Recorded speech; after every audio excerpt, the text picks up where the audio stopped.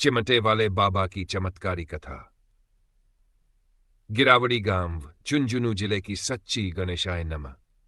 श्री सूरदास महाराजाय नमः। सुनिए एक ऐसी अलौकिक कथा जिसमें न कोई मंदिर बना न कोई मूर्ति, फिर भी वहां भगवान स्वयं निवास करते हैं।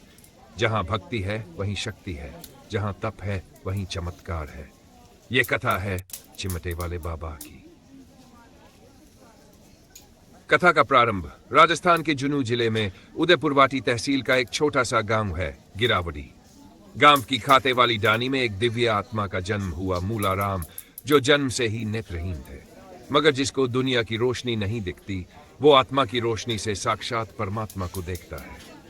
मूलाराम जी साधु स्वभाव के थे। गांव गांव घूमते, भजन करते, तपस्या करते। लोग उन्हें प्रेम से सूरदास महाराज कहने लगे।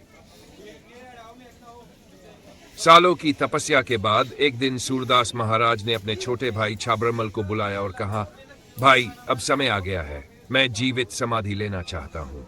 उन्होंने समाधि का स्थान भी बताया, खाते वाली डानी में एक पवित्र जगह। छाबरमल ने भाई की बात मानी और वहीं सूरदास महाराज ने जीवित समाधि ले ली। पहला चमत्कार, रोग का नाश। समय बीतता गया, समाधि की भूमि शांत थी। परंतु एक दिन छाबरमल के पुत्र प्रकाश चंद मेघवाल को एक गंभीर बीमारी कोट हो गई। बहुत इलाज कराए, डॉक्टर, वैद्य, तांत्रिक, कोई उपाय नहीं चला। तभी एक रात सपने में सूरदास महाराज प्रकट हुए। उन्होंने कहा, बेटा सुबह 4 बजे समाधि पर जाना, वहां जाग मिलेगा, उसे अपने कोट पर लगाना। इसी 3 घंटे में रोग चला जाएगा। राम राम जी। सुबह जब प्रकाश चंद समाधि पर पहुंचे, सच में जाग तकलीफ होगी। उसे उठाया, श्रद्धा से अपने शरीर पर लगाया और चमत्कार, इसी घंटे में कोट पूरी तरह ठीक हो गया। चिमटे वाले बाबा की स्थापना। इसके बाद बाबा दोबारा सपने में आए और बोले, बेटा अब मेरी समाधि पर पूजा पाठ करो, लोगों को भौती जाग बांटो। जो भी भक्त श्रद्धा से आएगा, चाहे वो कैंसर, बवासीर, पथरी, लक्ष्मा, मानसिक रोग से क्यों न ग्रस्त हो, मैं बीच स्टेज घंटे में उसके रोग हर दूंगा।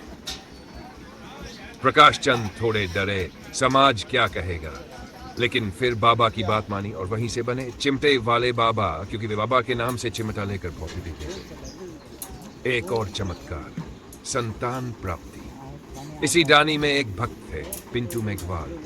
विवाह के कई वर्ष बीत चुके थे, लेकिन संतान नहीं हुई। पिंटू और उनकी पत्नी समाधि स्थल पर आए। प्रकाश चंद ने उन्हें भौती दी और कहा, बाबा का आशीर्वाद है, संतान अवश्य होगी। कुछ ही महीनों बाद उनके घर एक कन्या ने जन्म लिया। पूरा गांव बाबा के चमत्कारों की जय जयकार करने लगा। आज की स्थिति, आज सूरदास महाराज जी की समाधि पर हर दिन सैकड़ों भक्तों की भीड़ उमड़ती है। किसी को कोढ़ है, किसी को कैंसर, किसी को मानसिक पीड़ा, कोई संतान चाहता है और सभी को मिलता है। चिमटे वाले बाबा कथा का सार, ये केवल एक समाधि नहीं, ये भक्ति का जीवित केंद्र है। ये केवल एक चिमटा नहीं, ये श्रद्धा की ज्योति। ये केवल एक नाम नहीं, यह आस्था का। जय सूरदास, जय चिमटे वाले बाबा।